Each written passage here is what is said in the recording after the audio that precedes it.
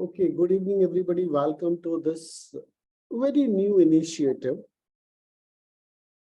being taken by, I'll give all the credit to none other than Professor Abdullah Al-Safi Mazumdar sir, and along with Dr. A.K.M. Manul Islam and Dr. Firoz, so that we can continue this kind of a teaching back in Dhaka, starting from an online platform and then going on to hands-on session in Dhaka itself. That's what our aim of doing this program beginning this year in the month of April 23. A couple of quick words from where we are going to do the teachings, where Professor Al-Shafi Mazumdar is a part of it, along with Dr. Firoz and Dr. Manur Islam, and where we have started this journey approximately 23 years down the line. This is where we are in Delhi, in India, Jorop Institute of Echocardiography, Ultrasound and Vascular Doppler. I'm not going to take a long time. I'll just take 5 minutes. This is how we started this journey with Dr. Nanda at the helm of affairs, along with Dr. Parashar, Samir, myself, and Dr. Chopra. And these two people are the biggest coordinator for us. One is Dr. Mrs. Reena Dua and Dr. R.K. Naran. And how did we start this program? Before that couple of accreditations. We are accredited by Indian Academy of Echo, International Society of Cardiovascular Ultrasound, Alabama, and you too have a chapter of ISPU in Bangladesh, where Dr. Professor Mazumdar is the head. Delhi Medical Council, CDMO, Northwest District, Government of Delhi, NCR. That is one we boast of saying that we are the only institute in India providing state-of-the-art training program to the delegates. It was first conceptualized in year 2000. Until date, more than 5,000 people have attended these programs. This is how it happened.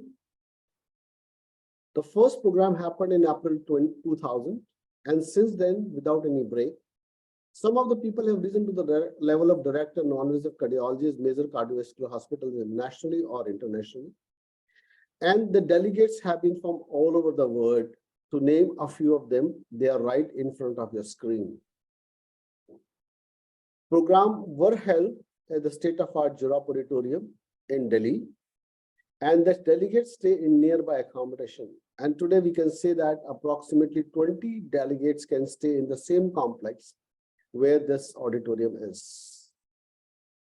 These are the various programs which we have been doing for the last 23 years. Comprehensive basic course on echocardiography, advanced training in echo applications and technology, transesophageal echo program, in-house training program, two-dimensional strain in echocardiography, peripheral vascular Doppler program, 3D echo program, and then 1-year PG diploma certificate in health sciences clinical echocardiography. Initially, we were with Annamalai University, and now we have moved on to PG certificate course in clinical echocardiography in Parod University, Vadodara, Gujarat.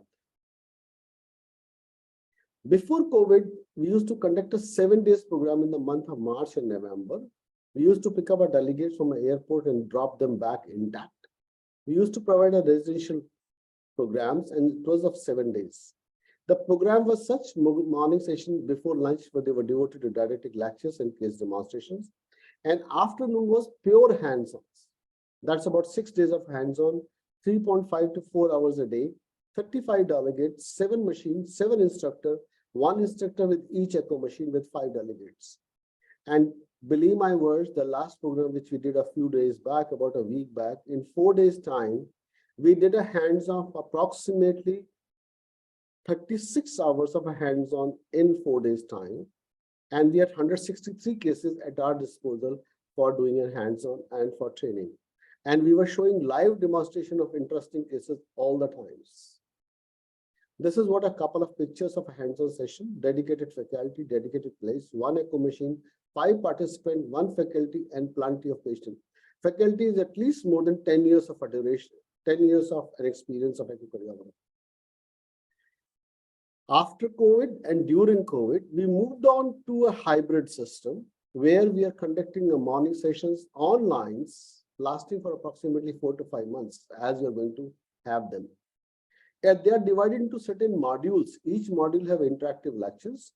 live online demonstration. We developed our own software, and then interactive question answer session, followed by exams in every module. Then hands-on training, we shifted for 4 days duration, September or October, March or April, first come, first serve basis, 35 to 40 students depending on availability of machines, morning session and evening session, and same number of faculties as we have based on a machine. But we are having more faculties because the faculty has been working since morning till evening. So this time when we had 6 machines, we had about 11 faculty. In 2004, we started advanced skill training in eco applications technology. And that's what the first program which we had. And our motto was just talk less, show more. And we showed everything, whatever we have in our armamentarium, going to the fact that mitral stenosis, suppose it is, how to say whether it needs intervention or whether it's in the medical treatment. Couple of pictures from that advanced skill training programs. And the last we had was in 2018. Then we had one transesophageal echo training program, same in the month of January and June. We have our own simulator, 20 delegates, 2 simulator, and 4 hours of individual simulator training. And that's what simulator we have in our perspective. Came down to 3 dimensions, transthoracic and transesophageal echo programs. And that's what we started in 2019 with a very learned faculty internationally who has been the legend in 3 dimensions echo, Dr. Luigi Badano. We conducted a couple of physicians awareness program all over India, moving from one city to other city, and just doing 2 days awareness program all over the world. 2015 onwards, we had started inviting people for hands-on in-house training program. This is one girl who came all the way from Myanmar and spent almost a month or more with us. She's a cardiology fellow, and now she's pursuing his super specialty in Malaysia as on today. Another one who came all the way from France, he's basically a South African, migrated to France and spent about a month and a half with us in echocardiography. This is what Annamalai University Tamil Nadu program we started in 2017 and finished up in 2020. And it was 1-year fellowship programs, distance education. And it was such a banner, like you have 6 classes in 1 year, 2 to 3 days in a month. Rest 28 days you have to practice at the place of work. Then exam at the end of these training programs. And that's how we finished up these 4 programs from 2017 to 2020. And now we have moved on to Parul University from Annamalai University. This was the first batch who came back after appearing in the exams. Then couple of vascular doctor program which we conducted. And this is what I was talking about, conducting an echo for masters in July 2019 in 3 dimensions echo programs. And it was a very unique program in the sense, like we were showing a live demonstration, how to acquire a 3D image, and then how to dissect that 3D image on a computer systems. So acquisition, analysis, and understanding were the mottos of these 3D programs. Then, as Professor Mazumdar sir is over here, we started with the first program in Dhaka, Bangladesh in April to Jan 2014 onwards. And the last program which we conducted was first advanced echocardiography program in 2018. And hopefully in 2023, we'll be back up again with a more vigorous, more vitality, and more strong dedication of doing these hands-on training program back in Dhaka after completing the online programs. Similarly, we did in Kathmandu. Then we went on to Colombo, Sri Lanka, the couple of pictures from Sri Lanka, Colombo. And one more program which I did just about a few months back in Galle, Sri Lanka. That was in August 2022, where we did absolutely a live demonstration of every modality. Believe my word, they collected almost 35 cases to be demonstrated in 2 days, non-stop demonstrations, including transthoracic and transesophageal. Webinar, we started talking of webinar when COVID was not there. And the first one to do this concept back in India, that was the first webinar which we did in 4 September 2018. And we did the same program with a G at the same time, a monthly program of a webinar. This is what we boast of saying as on today is we have a university program under the Parallel University Vadodara, 6 times contact in 2 to 3 days, mainly meant for persons who are already doing echocardiography and they have attended Jorop basic echo course. Possession of echo machine is a must, plus a local instructor. First batch is just finished. They have completed their classes. The thesis paper are submitted over a period of time. They are going to submit their case presentations and the thesis papers, and they are appearing on 28th April 2023 in Vadodara University. Second batch registration is already on. This is how we show in their website a Jorop Institute of Echocardiography, Ultrasound and Vascular Doctors. We have our certain own teaching materials like pocket guidelines, which we are renovating now over a period of time. This is what we plan to come up in few days time, like maybe a month or two. That's what we are contemplating over a period of time. Now bigger in size so that you can refer to them again and again to just keep with you and look at them how they look like. That's what we are doing this. We published our second handbook, second comprehensive Doppler and echo book. And I'm sure when I'm traveling to Dhaka this time, those people who are registered, I'll be carrying this book from India to Dhaka to be distributed most probably on 2nd of June in 2023. Couple of views. I'm not going to spend time on those couple of views because they're lengthy and all.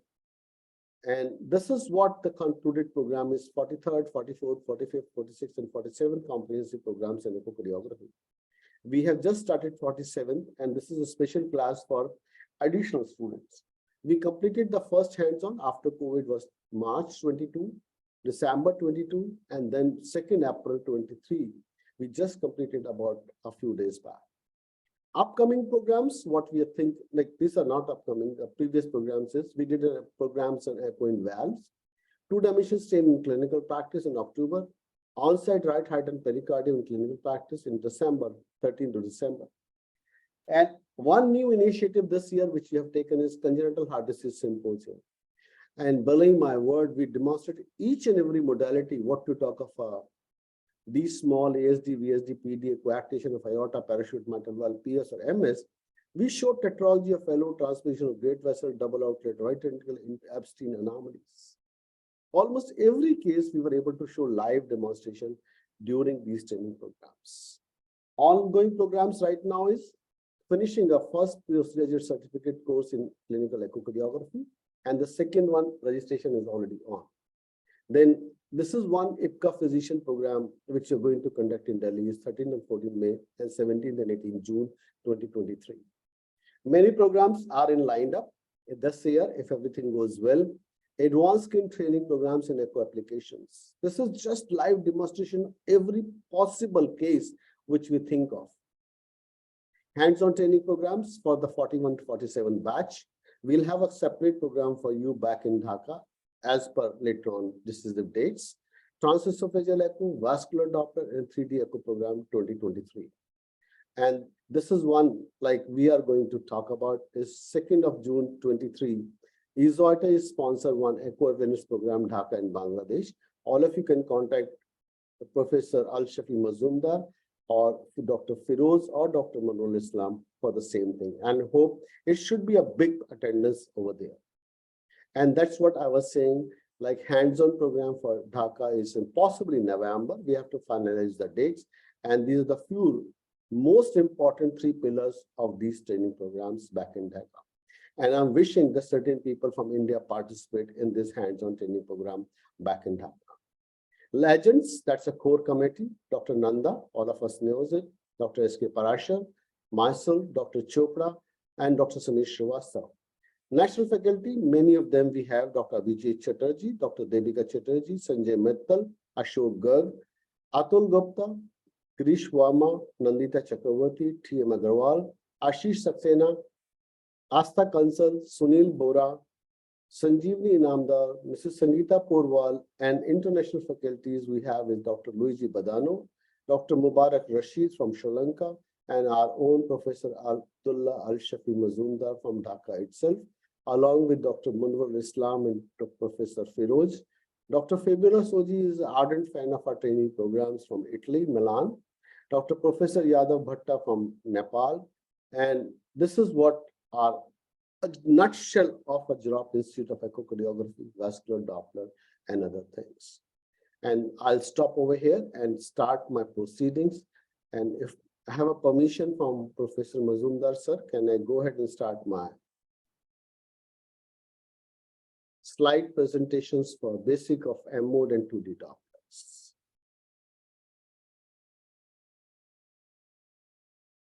This is, I'm sorry, this is got embedded somehow in these slides. I'm really sorry about it. So we are going to talk about the basics of echocardiography, introduction of M mode and 2D Dopplers.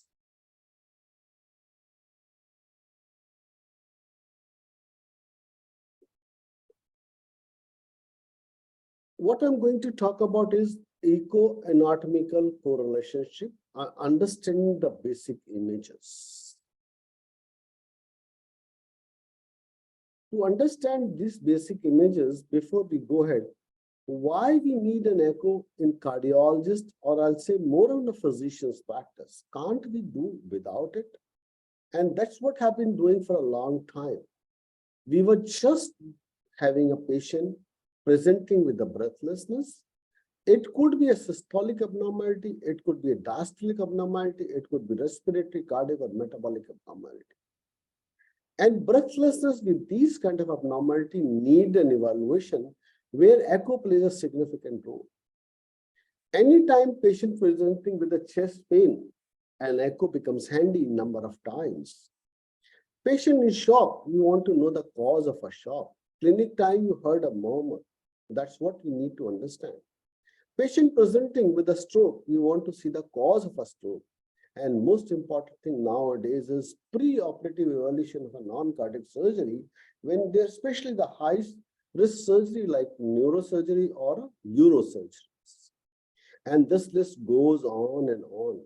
And to my utter surprise, our training program this time has recruited one of the gynecologists who want to learn basics of echocardiography to look at their patient's heart when these patients they present with these kind of abnormalities, rather than depending on a physician or a cardiologist to come and intervene. Till date, if we do not know echocardiography is, what have been doing? We have been referring these cases to other people. I say, why can't we do by ourselves? And that's what our aim is. Let's do it by ourselves. Let's know about this subject so that we become proficient in learning echocardiography. At the same time, I always say, we are not taking away the bread of other colleagues. If we diagnose a mitral stenosis, if we say this mitral stenosis needs intervention, our other interventional colleagues are going to get benefited because we are not going to do interventions. At the same time, we'll be able to have a helping hand to our colleagues for their practice, not taking away their breads at all at any cost. Let's talk of a few things which has got a very, very important phenomenon is. I'll talk of a definitions, I'll talk of a selection of a transducer, I'll talk of a position of a patient, where do we place a transducer, and then drive a two-dimensional echocardiography. And finally, once we drive a two-dimensional echocardiography, we drive M mode echocardiography now based on two-dimensional echocardiography. Although M mode was the first to be invented in the world as far as echocardiography is concerned. Two definitions which will play again and again in your practice. One is resolution, second is penetration. What is resolution? It's the ability to identify two different objects lying close to each other. How do I say every time when I teach you stand on a highway in a dark night and look at the car which is at a far distance. The two headlights, they look like a blob. When they start coming closer to you, they start separating out completely. And when they're standing just next to you, you know the size of those lights are, what is the difference between those lights are, what is the texture of those lights are. So it means to say when they're at distance, they have a poor resolution versus when they are closer by, they have the highest possible resolution. And that's what the most important part of any echo examination, we have to have a great resolution. Second comes penetration. Penetration is depth. What is depth? Look at a child who is just born. His heart is just behind the sternum. So do we need any depth? No, we need hardly any penetration. Versus an adult man like me or anybody else who has got a heart which is about 8 to 10 or maybe 12 to 15 centimeter inside the chest. So there we need a penetration. So in neonates, we hardly need any depth or penetration, whereas in adult population, we need a penetration or depth. Based on this resolution and penetration, we come to the frequency of a transducer. Lower frequency transducer means 2.5, 2 megahertz or 2.5 megahertz transducer. Higher frequency transducer, they are 10 megahertz of a transducer. Lower frequency transducer, they have a better penetration. They can provide you depth. They can give you a very good Doppler studies, but the near resolution is just bad. It's not good. On the contrary, the higher frequency transducer, they have hardly any penetration, good definition of cardiac images, but poor Doppler studies. So we have a lower frequency, we have the higher frequency. The problem with lower frequencies, we do not have a good near resolution. The problem with higher frequencies, we do not have a good penetration. Based on this, we came up with certain transducers. Adults lower to 2 to 4 megahertz, pediatrics 3 to 6 megahertz, neonates 7 to 10 megahertz, and then come the most important part, revolution in the industry is wide band transducer. And that's what is the crux of the answer today is. If today's circumstances I have to buy a transducer, I have to buy a wide band transducer with harmonic imaging facilities. Now let's understand what is this wide band transducer. These are certain type of a transducer which sends an impulse beat from 2 megahertz and receives back up to 4 megahertz. So that they're scanning at from 2 to 4 megahertz, the transducer emits such a fashion. If I go back to this my previous slide, if my transducer is 2 to 4 megahertz, it is doing a good penetration is 2 megahertz. At 4 megahertz is doing a good near resolution, and at 2 megahertz is doing a good Doppler studies. So if I have a wide band or harmonic transducer, whatever the deficiency of a lower frequency transducer was there, it can be get rid of. On the contrary, if I've got a higher frequency penetration, like suppose I'm using a transducer of 3 megahertz or 7 megahertz to 14 megahertz, 7 megahertz transducer will do a very good job for giving a good penetration, where 10 to 14 megahertz will give you very high definition of cardiac images, and again 7 will do a good Doppler studies with this infant or neonates. So in this era, if somebody is trying to sell you non-harmonic or non-wideband transducer, please think twice, because it's not going to give you a very good resolution and Doppler studies. Maybe some people of you must be having a Maybach or like Mercedes-Benz or a BMW. This is what the BMW or Maybach in echocardiography is. We have this wideband transducer. This is the basic necessity. And if you can afford to buy a 3-dimensional transducer, nothing like that. Then comes footprint. What is footprint? Footprint is a part of a transducer which touches the chest. How does it touch it? It has got a large beam width and a good poor penetration. Hence, the selection of transducer depends on the frequency rather than the footprint. What is this footprint is? I can show you a footprint of a couple of things. This is what curvilinear structure is. This is an adult cardiac transducer. This is a linear transducer. If I try to introduce, this is a footprint of this curvilinear transducer. If I try to insinuate this footprint into the intercostal space, possibly I'll not be able to do it. I need a footprint of smaller than, small like this for getting into intercostal spaces. The infant or neonates, they still may require a smaller than this a footprint is. Then comes, one is a very historical pedo continuous wave Doppler transducer was. It's just a matter of fact, I'm showing this slide to you. This is what has got two crystals. One was a sending crystal and second was a receiving crystal. And that was a time when we did not have a continuous wave Doppler in our inbuilt transducer. And today, any transducer has got everything within the same transducer. Even these small transducers have come up with 3 dimensions echocardiography as on today. Then whatever the transducer are, single oscillating, rotating, annular phase array, and linear phase array. The transducer in the box, they are all outdated transducer. If somebody tries to sell you these transducer, you're trying to buy a DOS system in the era of i7, i10. The what is basic necessity is a broadband linear phased array transducer with the harmonic capacities. Then we have multiplanar broadband linear phase array transducer and 3 dimensions transducers. There are a couple of pictures of linear versus broadband. This is one linear, curvilinear, and phase array transducer. And majority of these transducers are now coming with the matrix array crystals. And now look how do the beamer form. This is a long axis, this is a short axis. The transducer are arranged not in one single line, they are arranged in multiple lines over here. So that's what the matrix transducer has come up in every systems as on today. This is one linear broadband multiple phase array transducer. Just put on a chest, it'll give you all 3 views in one go: 4 chamber, 2 chamber, and a 3 chamber in one go. They look good, but you have to have a very good imaging quality for these broadband transducer. This is providing a third, that is depth of a transducer. Before I venture next to the views of the evaluation is, I have to understand what is my long axis view, what is my short axis view. Look, think of me as a person having a chest, heart in my chest. I'm trying to show you like this. This is my left-hand side of a chest.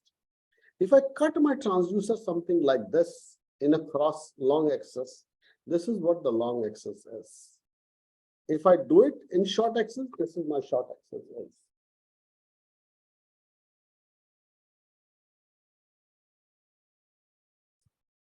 So you have to look at the heart in long axis as well as in short axis. Because looking at the heart in long axis and short axis tell you, like, how do you evaluate these heart in day-to-day practice? So this is my apex. This is my right shoulder. If I'm cutting like this, this is long axis. If I rotate my transducer 90 degrees, this is my short axis. And one more axis is a 4-plane axis. When I'm almost parallel to my heart, this is like a 4-chamber plane. Look at this cut section, long axis. This cut section as a cross short axis, when I'm just cutting a heart in cross long 4-plane axis or almost parallel to heart, I'm doing a 4-plane axis. I'll be showing this views again and again when I'm going to talk about various views. Patient lying in which condition, like the patient should lie down. Patient should always lie down in left lateral decubitus position. Sometimes we do use right lateral decubitus position, which we'll try to explain you more and more when the course advances over a period of time. What does it do? It brings a lot of a heart closer to your chest for a better recording of intercostal space. Look, here is a person who's lying on left lateral positions, and that's how we keep it. Right hand on the right hip, left hand under the shoulder, under the head of a patient, and this is what the apical window is. What are the places where we keep a transducer? We keep a transducer in the left parasternal region, apical region, subcostal region, suprasternal region, and right parasternal region. I'll try to demonstrate you all these things live before coming to Dhaka, Bangladesh on our online software, which we have created over a period of time. But when we go and scan in pediatric population, we go upside down. We start with subcostal region to identify the various structure morphologically, whether this is RA or LA, LV or RV. Then we go to apical, then it's left parasternal, then suprasternal and right parasternal region. These are the various windows which you're going to utilize in echocardiography. The first window is left parasternal window. Left parasternal window means we are just on the mediastinum, left third intercostal space below the sternal angle, and our index marker is towards the 11 o'clock positions. Then comes apical window, left fifth intercostal space. Then comes subcostal window, then comes the right parasternal window and the suprasternal window. At this point, many of you must be thinking how we can do all these things, like looking at 5 different windows and looking at all these views in one go. Believe my words, it's very easy once you start doing a choreography. It's not the way it looks like. It gets done so fast that you don't have a time to think over it, where the views are. The first we'll start the personal reason. And personal reason, we have personal long axis view, we have personal short axis view, RV arrangement view, and a ductal view. Let's look at one by one. Where do we keep a personal long axis view? This is left third intercostal space, index marker at 11 o'clock position. Views, we get plaques view, personal short axis view at aorta, mitral valve, papillary muscle and apex, and RV arrangement flow view. Here is a person lying on a flat on his left hand side. Then index marker, there's something like a light or a depression on the probe, which is known as index marker. Let me just show you a probe which has got an index marker. Give me a second. Look, it's over here. This is a phased array, linear phased array probe. This is the index marker seen over here. This is known as index marker. This side would be flat, and here will be a mark kind of a thing. And some machines, they have got a light over here. So which is known as index marker. So how do we do it?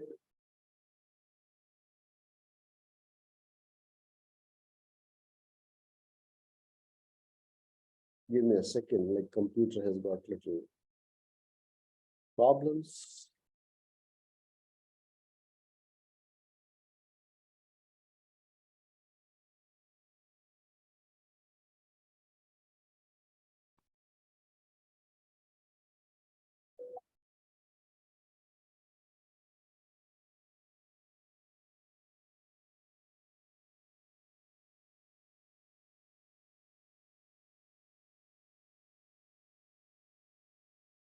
I'm sorry, I'm going to start again.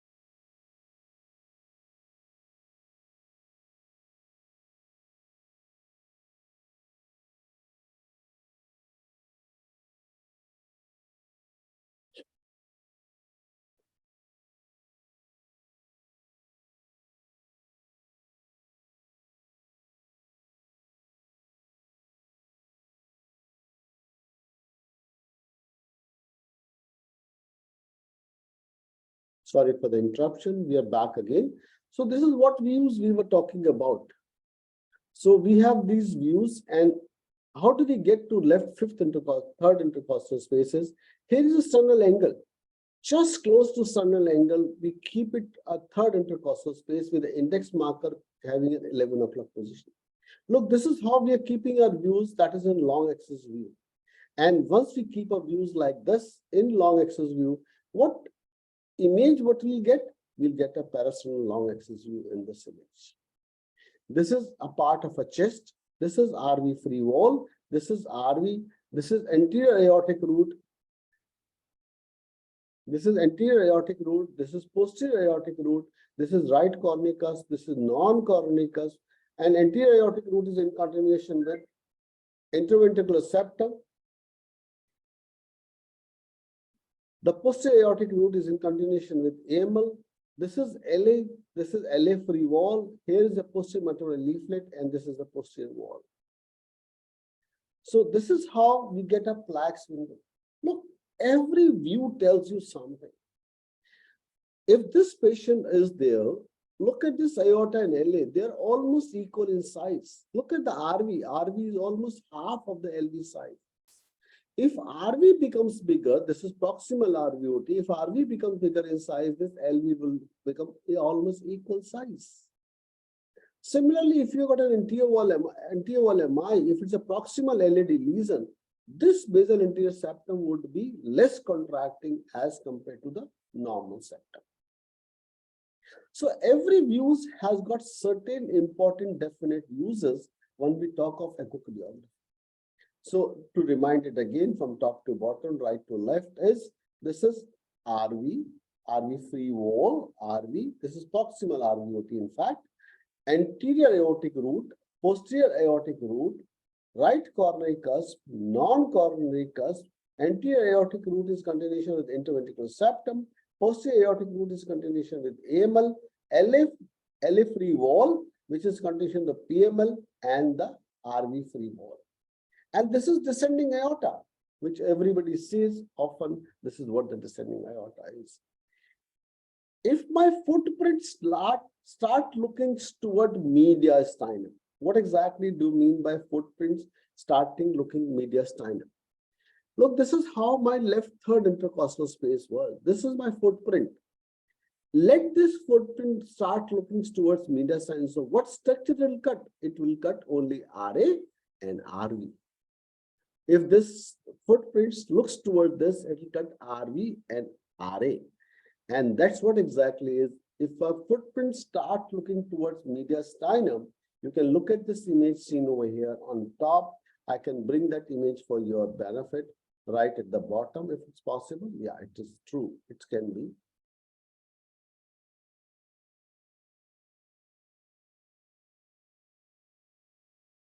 So this footprint, instead of cutting LV, LA, aorta, now it starts looking toward mediastinum. So what structure it will cut? It will cut your RV, RA. Here is RA, here is RV, and we can really look at the tricuspid valve in a very good fashion. This could be septum or anterior posterior.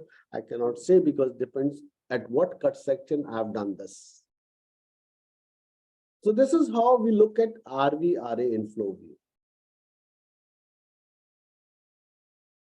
Then let's go back to my previous image again. I was in plaques window. I was looking at LV, LA, and aorta. My footprint started looking towards RV and RA. So it started making RV are in flow view. Now keeping at the same position of third intercostal space left side, I rotated my transducer to 90 degrees. From 11 o'clock position, index marker goes to 2 o'clock position. And from our own golden days of medical education, when we were in first year, we were told that if I keep my transducer at third intercostal space, or the third intercostal space is a place for what? Mitral valve. So if I might keep my transducer at the same place, you'll be seeing a mitral valve. It's not only the mitral valve which you're seeing over here. You'll be seeing interventricular septum, and on top of that, what all you will see? The lateral commission and the medial commission of the mitral valve, and this is AML, and this is the PML. And this is the best view for calculating what? Mitral valve area, parasitamic short axis view at mitral valve. So let's go back to our own image previously capped over there. Now, third intercostal space, when perpendicular to my imaging, I'm scanning at the mitral valve.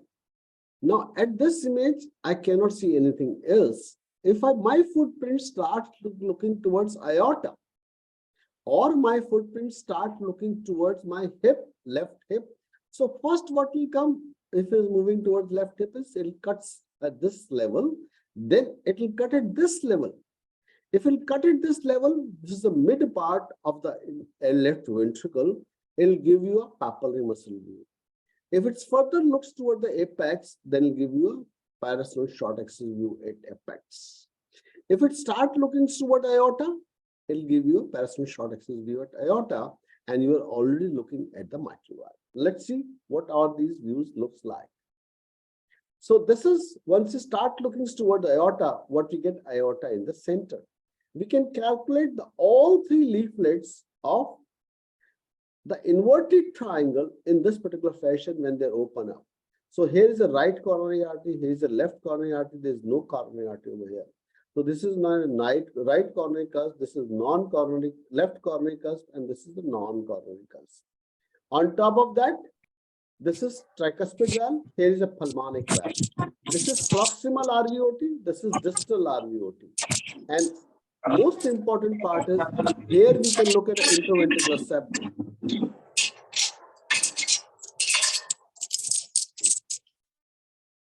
Here we can look at the interventricular septum. Let's start playing this image further. This is where we can start looking at the interventricular septum. Here's a tricuspid valve, here's a pulmonic valve, and this pulmonic artery bifurcates to right pulmonic artery and the left pulmonic artery.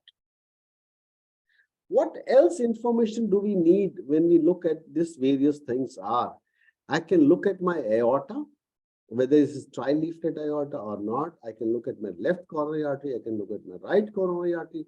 I can take a tricuspid valve regurgitation check, and the most important part is I can calculate my flow velocity across my pulmonic valve. So this is what most important view is to look at. I can look at this interstitial septum also in this particular view. Then, keeping the view at the same place, what we drive is a parasternal short axis view at mitral valve. Now I'm moving slightly towards the left hip. When I'm moving slightly towards the left hip is, what exactly happens? If I move towards my left hip is, they come across two papillary muscles in my left hip. This is, people say many definitions of these papillary muscles are. I always say the papillary muscle which is attached to lateral wall is a lateral papillary muscle. Attached to medial wall is a medial papillary muscle. And this is what inferior papillary muscle, not medial, inferior papillary muscle and lateral papillary muscles. And this is interventricular septum, and this is RV on top. And this is one view which tells you about many things at papillary muscles level. If you have a parachute mitral valve, what exactly happened in parachute mitral valve is one of the papillary muscle is lost. Patient presenting with so-called congenital mitral stenosis. Third comes right at the apex, and that's what the right at the apex of the LV contraction. So this is how we look at various views of plaques window. And if I have to comprise them together, I'll say what I look forward is, I look forward the plaques window. I look at the parasternal short axis view at mitral valve. If my footprints start looking towards aorta, I'll get aorta. If this start looking toward my left hip or a left at the level of papillary muscle or apex, I'll be getting papillary muscle or apex. If my footprint at left third intercostal space start looking towards RVRA or mediastinum, I'll be getting a RVRA influence. Now moving from this parasternal window, I have to move at the level of apex. And as a beginner, how to explain how to look at the apex? Just feel the apex with your left hand and put your transducer at the apex. At this point of the apex, when you put your transducer in, you have to be parallel to the heart. If you'll be perpendicular, you'll be only cutting at the apex level. You have to be as parallel to the heart as possible with the index marker at 2 or 3 o'clock positions. And what you get, 4-chamber view, 2-chamber view, 3-chamber view, and a 5-chamber view. I'll tell you how to get 4-chamber, 3-chamber, 2-chamber, and 5-chamber views. This is what left lateral position. Probe is, it looks perpendicular, but is almost parallel to the heart. And what we drive 4-chamber view.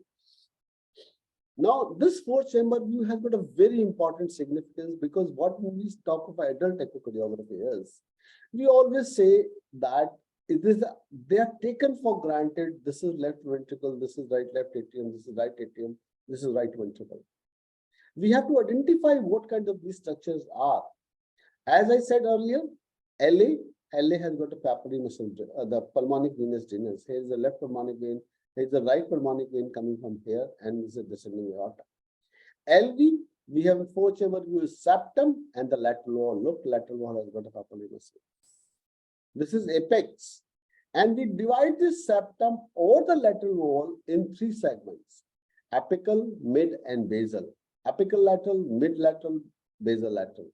Apical septum, mid septum, apical septum, mid septum, and a basal septum. Then comes most important part is the mitral valve. If you look at this mitral valve, this is apically placed. The hinge point of the tricuspid valve is apically placed as compared to the hinge point of mitral valve. LV is a clean shaven structure, does not have many papillary muscles, many mortator bands or tuberculations. LV is bullet shaped. This is triangular in shape. This is intraatrial septum. This is LA. This is RA. Once you get a four-chamber view, at left fifth intercostal space with index marker at 2 or 3 o'clock position, rotate your transducer to 90 degrees. Like coming back almost to the same 11 or 12 o'clock position. What do you get? You get anterior wall and you get inferior wall over here. And again, inferior wall has got a papillary muscle.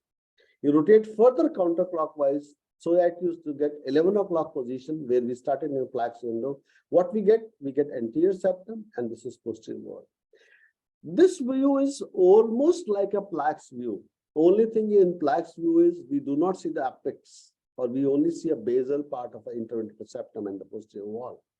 Here we are seeing all three segments of the basal, mid, and apical anterior septum, basal, mid, and apical posterior wall. And this is very, very important in looking at the coronary artery supply. Four chamber, we have got septum and the lateral wall. If you divide this coronary artery into 16 segment model, mid and basal septum is supplied by RCA, mid and basal lateral wall is supplied by circumflex, apical lateral, apical septum along with apex is supplied by LAD. Rotate 90 degree, this is whole of the anterior wall is supplied by LAD and apical inferior wall along with apex is supplied by LAD. Mid and basal inferior wall is supplied by RCA. And rotate three chamber view, mid and basal posterior wall is supplied by circumflex, mid anterior basal anterior septum, mid anterior septum is supplied by LAD. In fact, if I have to say that 50% of the coronary artery supply comes from a LAD and 25% each comes from RCA and PDA. What are the territory for RCA? Four chamber view, mid and basal septum and mid and basal inferior wall, RCA. And if it's a proximal RCA lesion which involves the RV branch also, this will become hypokinetic. So one take-home message is, if you happen to see a hypokinetic RV along with the involvement of mid and basal septum and mid and basal inferior wall, think of a proximal RCA lesion. On the contrary, if you happen to see a mid and basal lateral wall, mid and basal posterior wall, then think of a circumflex territory involvement. And rest all is LAD. If you remember, the first thing I said in my slide was, this is anterior wall, anterior septum. This anterior septum basal part is supplied by D1 branch of LAD. This is part supplied by, to a large extent, by D2 branch of LAD. So if you have a proximal LAD lesion, the basal anterior septum will not be contracting.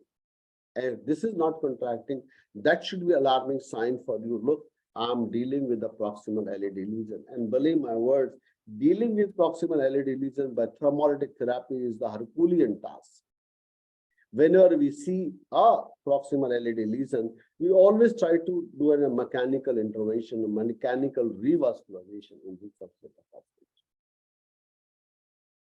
Then, from four-chamber view, if your footprints start looking towards aorta, then you look at five-chamber view. So I'll have to go back and tell you how my footprints start looking towards aorta. Look, here is, I'm cutting at the four plane levels. If I footprints last towards anteriorly, that's what I said, anterior angulation, I start looking towards aorta. So what happens if you start looking towards aorta? What we get? We get anterior septum. This could be posterior or lateral wall, and then we get an aortic valve, aorta opening. And this view is very, very good view for looking at the aortic flow velocities of LVOT flow velocity and aortic flow velocity. Then comes the last but one, subcostal window. Now the patient is lying flat on his back with the probe in the subxiphoid process, slightly towards right shoulder and index marker on 3 o'clock position. So what do we look?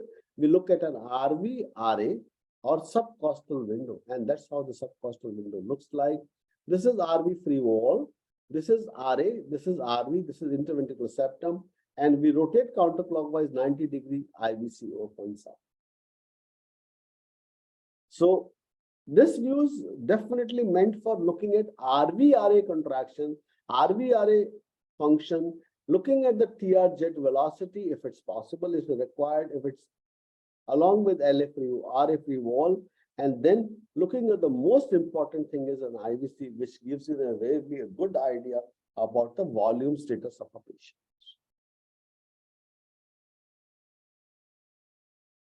Rarely used, we'll come to it later on, looking at the right parasternal window for severe aortic stenosis. Since the aortic valve is a trileaflet valve, it can, in stenosis, it can send you a flow in any direction or any place. Last comes the suprasternal window, where patient is lying flat on his back with the pillow behind his both shoulders, neck little extended, and be careful in older population because they carry a lot of cervical spondylosis. Then index marker at 1 o'clock position, I'm right into the suprasternal fossa. What do we look like? We look like an ascending aorta, arch of aorta, and a descending aorta. And the most important part of this ascending aorta, arch of aorta, and descending aorta is we can look at the aortic valve gradient. We look at the 3 cranial vessels, left subclavian, left common carotid, and the innominate artery.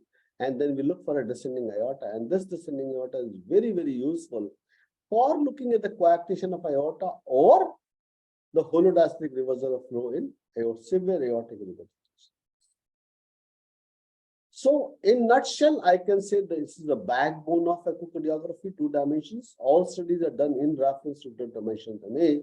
And today, once we drive a 2 dimensions echo image, we do a Doppler and M mode. We'll be showing over a period of time, how do we look for derivative of M mode examination by first acquiring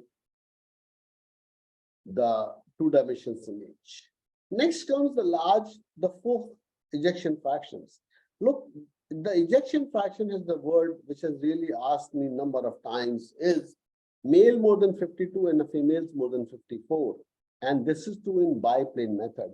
Biplane method means we have to take in 4 chamber and 2 chamber together to say that what is my ejection fraction is. In 2019, World Alliance of Societies of Echocardiography recommended ejection fraction for males is more than 57 and females more than 58. Though it's not still in guidelines, the guidelines still say 52 and 54 for ejection fractions of male as well as female respectively. This is a little one word. When we can't look at an echo, we do an alveolar pacification. This is an image from our own place. Look at this image is somewhere on 16th of August 2009. So this is what we do in our lab is injecting definitive contrast, not at your level. Just wanted to show in case you can't get a good image of LV function. We look at an LV contrast. We do a 3 dimensions echo number of times in our lab. Because this 3 dimensions echo gives you a reasonable assessment of synergy, what is the contraction is, and whether these segments are contracting at the same time or not. One word about myocardial performance index. We'll be talking about this when we come to measurements. This helps you in assessing your function of myocardial contraction quantitatively rather than qualitatively. And thank you very much for your patience listening. I'll stop sharing my slides over here and I'll come back to your question answer session. Anytime, whatever you need to ask me at this moment. But Dr. Professor Mazumdar is also here, Dr. Manwar Islam is also here. So all of us can join together to answer your any queries what you have. Is just go to the screen of yours. Look at the word app. App is not required. Look at the word reaction. In reaction, you have a raise hand of your option is there. So in reaction, if you have some question, just go to the raise hands and we'll be able to pick you up and answer your questions the best possible way. Anybody would like to ask a question? I'm open. Just open your mic. You can unmute yourself. Open your video. You should be able to see your face. Dr. Jilur Rahman. Anybody would like to ask any question? I know the first class is very difficult. Majority of students, they run away in first few classes only. But those who stick back, they achieve a greater heights rather than those who are running away at this time. Any questions to begin with? Dr. Ataur Rahman, any question? Dr. Ahmad Haq. Go ahead, Dr. Ahmad. Unmute yourself. Show your face. Hello, sir. Hello, Dr. Ahmad. Good evening, sir. Good evening.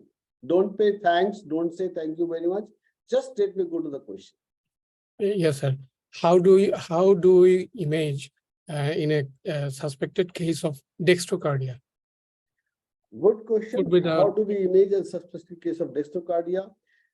Look, when we are doing echocardiography in our lab, we are not jumping on echocardiography immediately. Believe my words, in our lab, we spend about 5 to 10 minutes looking at their XHS, ECG, their clinical findings, whether the patient is diabetic, hypertensive, what is the blood pressure. And the most important part is for what this patient has come to our lab for echocardiography. So once we have a suspicion of dextrocardia, that is very well given by an X-ray chest, we move our image from left third intercostal space to right third intercostal space with the index marker facing at 2 o'clock position. 1 or 2 o'clock position. We just reverse our image. We let the patient lie down on the right side of a chest, not on the left side of a chest, and the index marker at 1 or 2 o'clock position facing, and instead of left intercostal, third intercostal space, we move to right third intercostal space. Okay, sir. Similarly, subcostal window will also change. In 3 o'clock position, will go to 6, and other hand, it all depends whether it's a dextrocardia or situs inversus. All right, Dr. Hamadak. Thank you, sir.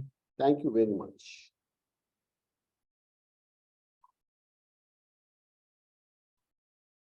Somebody else would like to ask some questions? It means either you have understood everything or you have not understood anything. Dr. Shubhra, go ahead. So thank you, sir. And I have got a question that in old age COPD patients, we face sometimes heart shadow becomes tubular, and it is very difficult to gain a good view by the pedestrian long axis or short axis. And usually it is found in the subcostal view. So whether there is any kind of special tricks for that, so that we can get a better view. The special tip for that is you can do a complete study in subcostal window. The only thing, measurements will not be easy for you. Yes, sir. Precise measurement will not be possible. If the heart becomes tubular, long, the subcostal window will be excellent. And I did not show you that particular view. Just give me a second. I'll show you that view since you have touched that topic. Let me just show you that view. I hope you can see my slides now. Yes, sir.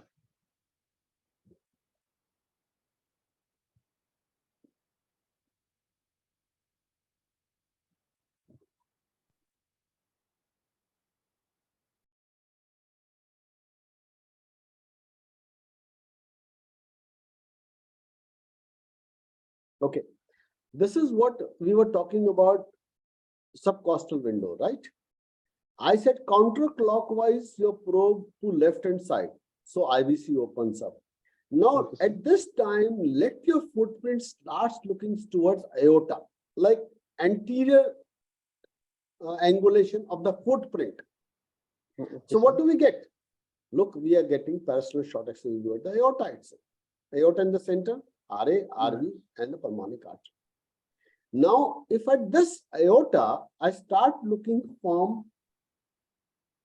aortic angulation to my left hip, I'll start getting my mitral wall, I'll start getting my papillary muscles, and I'll start getting my apex in short axis. Okay, sir. Try this tomorrow. It's a very important thing, and it's a very easy thing for people who are in COPD patients. Right, sir. Most important part is their legs should be bent and they should be preferably empty stomach. Okay, sir. Try this, it will give you excellent idea. And important thing, you go back to my previous image. Look, in this previous image, I can look at my tricuspid flow velocity. I can look at my mitral flow velocity. I can open up my aorta to my aortic flow velocity. I can look at my fourth, if its aorta is not opened up, then this is septum. If aorta is opened up, this is anterior septum. If aorta is not opened up, this is septum and this is the lateral wall. You rotate counterclockwise, you will get anterior and inferior wall here itself. Okay, sir. So what is left? What is left is Nothing. nothing. Nothing. Okay, sir. Right. But measurements are not possible. Precise measurements are not possible. Yes, sir. Very difficult. Thank you, sir. Thank you very much, Dr. Shubhra. Anybody else before we close on this session, if it's not there?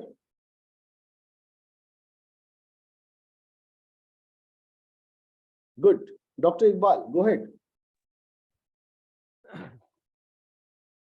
Assalamu alaikum, sir. Walaikum salam. Dr. Something Dr. Iqbal, I want to see your face also.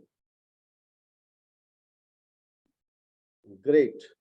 so Look, something what expression makes a lot of difference when you're asking questions.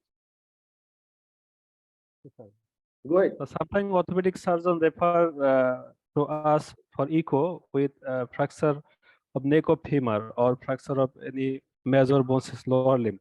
In that case, the left lateral position could not be done. So how do we can do echo for particular this patient? Very good question, and I can give you a very appropriate answers for this. Look, there's a fracture of left lower limb. First of all, we start looking at subcostal window. We should be able to get a good subcostal window in these subset of populations. And if the patient is hypertensive, which majority of them is, then what do we do? If the patient has got hypertensive, patient has got a left axis deviation virtually, our image would be very good in apical window. Apical window would be somewhere in apex. So you can do subcostal window, you can do an apical window. Forget about parasternal long axis view and short axis view. And if you can make a little efforts, which we do in our lab also, what we do, we try to raise, if the left or right leg, they are not fixed, their fractures are there. If they are not fixed, we put a few pillows in the line behind their back as well as behind their hips. So give a little turn or tilt towards the left hand side. So you have to be innovative at that time. How do we get the best possible window? And one very good take home message, what I'll try to give you is, what hint, I'll not say message, like, look, have you ever looked at the ECG? Can you tell me, looking at the ECG, whether this patient has got a left ventricle, left axis deviation or a right axis deviation? Dr. Yes, Iqbal, sir. this question is for you. Please repeat, sir. Please. If I show you an ECG, can you tell me this patient heart is on the left hand side or right hand side? Means Yes, sir. normal axis is 45. If this axis is almost 90 degree or 30 degree or 20 degree. Yes, sir. If it go beyond 90 degree, that is called right axis deviation. How do you look at ECG? There is a lead one, that is S is greater than R. I don't look at these kind of a thing. A very simple formula, I'll tell you. Look at the AVR, AVL, AVF. AVL, Yes, sir. AVR is always inverted. Yes, Correct? sir. And AVL and AVF almost in the same direction. Their axis is normal. If your Yes, sir. AVF becomes like AVR, the heart is vertical. If your AVL become like AVR, then heart is horizontal. Just Yes, go sir. back and look tomorrow. So that's tell me if my patient is hypertensive, if the left axis deviation is present, then my apex has to be somewhere in the axilla. Yes, sir. Okay. And if it's Got axilla, it, sir. my work is already done.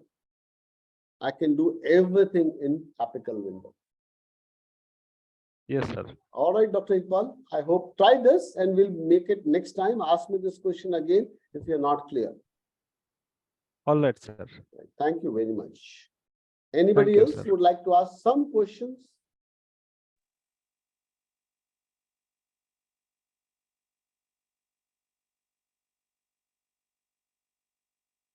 None? Dr. Wahidul Islam. Valuable Islam. Thank you very much, sir, for a nice presentation. So, can you? I said very simple word. No, thank you. No nice Okay, sir. presentation. Okay, You okay, sir. that day it'll be nice when you ask me 10 questions. Okay, That day it'll be horrible when you not ask me a question. okay.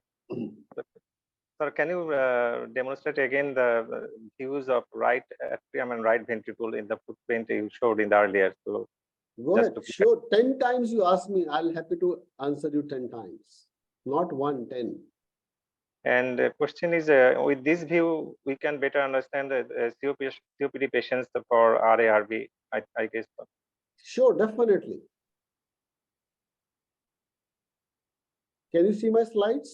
Yes, I can. So this is how we look for subcostal window. Most important thing is position. Look, my position is completely changed. Yes, Here I'm lying flat on his back, pillow behind my neck, legs are folded up, and my abdomen is almost empty. If it's a like we have a people with a lot of obesity in either of these countries, like I don't know, like my words are not good. Every patient who walks to my lab, they're almost 9 months pregnant, whether male or female. Huge tummy. So they have to be lying flat on their back, transducer index marker at 3 o'clock position, slightly towards the right shoulder. And we should be as parallel to the heart as possible. Look, if we are perpendicular to the heart, we'll not see anything. We'll start seeing the descending aorta. If we are parallel to the heart, we will be able to get a very good RV, RA inflow view. This is RV, this is RA, this is tricuspid valve, this is interventricular septum, and this is RA. Now, looking at this view, I rotate my transducer 90 degrees. So what I'll get is IVC. Now, the same thing is my footprint start looking towards aorta. Now, look at my footprint.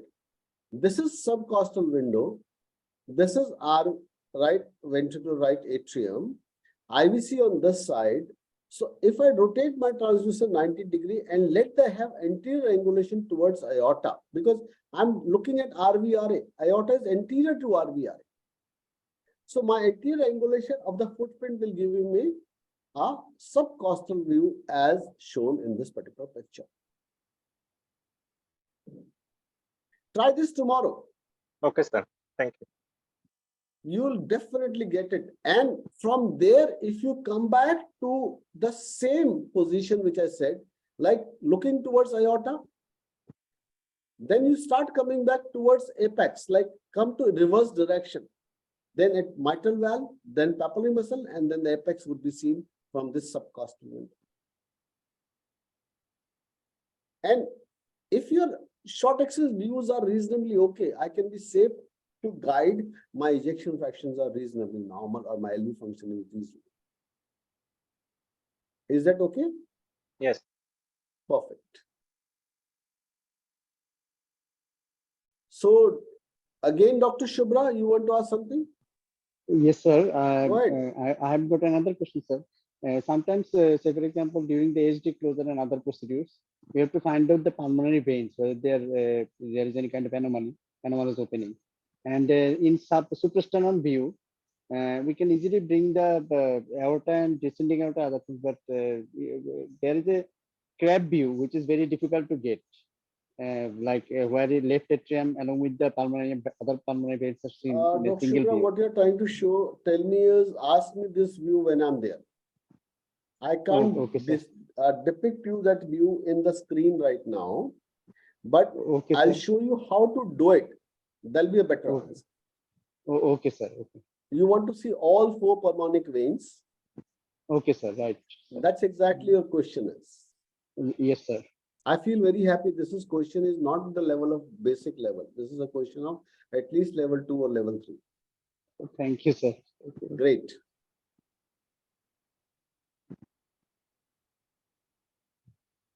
Anybody else would like to ask some questions before we say a close? Dr. Ahmed Haq, please go ahead.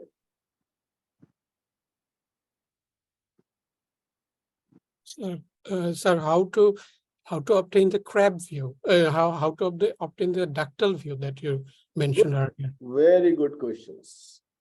Let me have to share my screen again. I'll go back and share my screen.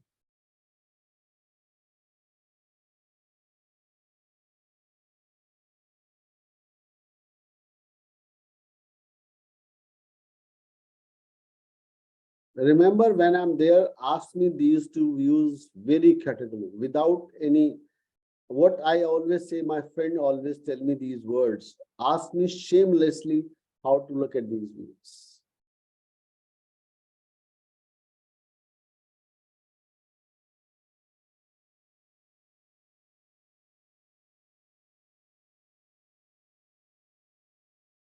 Okay. I said from a plaques view, if you tilt your transducer or your footprint start looking towards mediastinum, correct? So what you get? RVR inflow view, correct? Yes, sir. If your transducer instead of mediastinum, look, this is a transducer which looks toward mediastinum, what you will get is RVR inflow view. Let your transducer looks towards your left shoulder, either from the mediastinum. What you will get is ductal view.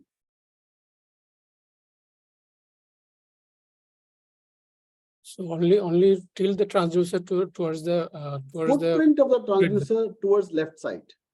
Try this tomorrow. I'll tell you, like, look at this view. If what is ductal view? Ductal view is descending aorta and the pulmonic arteries. Correct. As soon as I'll tilt my transducer toward the other side, here the pulmonic arteries will open up, and this descending aorta would be crossing over to pulmonic arteries. So you'll see a ductal view over. What I'm trying to do is, I'll just jot it down. I'll send you on a WhatsApp group, like looking at how do you look at this ductal view, movement of the transducers. Try this in your patients tomorrow. I've explained, I have not said tilt anything else. I said footprints towards mediastinum, footprints towards left shoulder. Keeping your transducer in the same position in plaques window. Let this footprint towards right side or footprint looking towards left hand side. Okay? Okay, sir. Thank you, sir. Thank you. So I could understand only 3 people have asked me this question. 1 or 3, 1, 2, 3. That's all. Rest of them, they've understood everything. You have to have an exam, you know. Dr. Khairul Islam, please go ahead. Thank you very much. 4. Out of 19, only 4. Go ahead, Dr. Islam.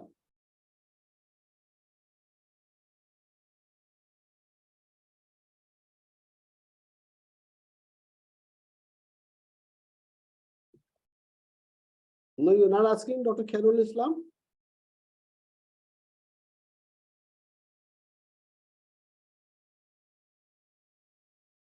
Okay, that is fine, can we say thank you very much or stop it over here? Dr. Manuel? Yes, sir. I think we can stop today. Yeah. It's I'll send you a gonna be- recording of this program to everybody. We have taken the attendance already. We'll send you the attendance along with the recording of this program today. Okay, sir. It'll come on your email, it can come on your WhatsApp group. And whenever you get a time, you can look at this, put on headphone and start listening to this talk again and again, as many times as possible. And keep your questions ready next time. We are going to have a class on Doppler and color flow mapping on coming Friday evening at 7:30 at 8 o'clock at your time. And meanwhile, any questions, you just keep them ready to ask again on this coming Friday, day after tomorrow.